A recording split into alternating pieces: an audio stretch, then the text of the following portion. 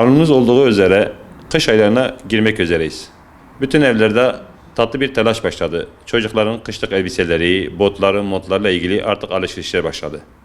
Ama maalesef unuttuğumuz bir kesim var ki kışın gelmesiyle onlarda da acı bir telaş başladı. Kışın nasıl sınacağım, nasıl kışı geçireceğim diye düşünen yetimlerimiz var.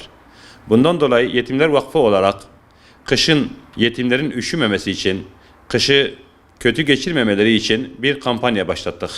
Gelin bir yetime bir mont ve bir bot alalım diye bir kampanya oluşturduk.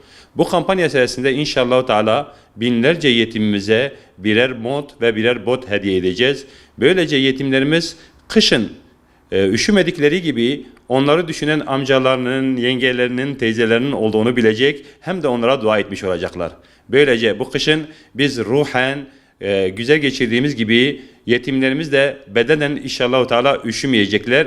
Böylece gelin bu kış girmeden önce yetimlerin duasını alalım. Böylece evimize huzur getirelim, evimize neşe getirelim, gönlümüzü ısıtalım onlarla. Böylece onların da bedenlerini ısıtalım. İnşallah Teala hayırseverler bu kampanyamıza destek çıkacaklar. Bu kampanyamız sayesinde biz de yetimlerimizi giydirecek, yetimlerimizi sevindirecek ve bu kışın yetimlerimizin üşümesine engel olacağız. Allah şimdiden yaptığınız bütün hayırları kabul eylesin.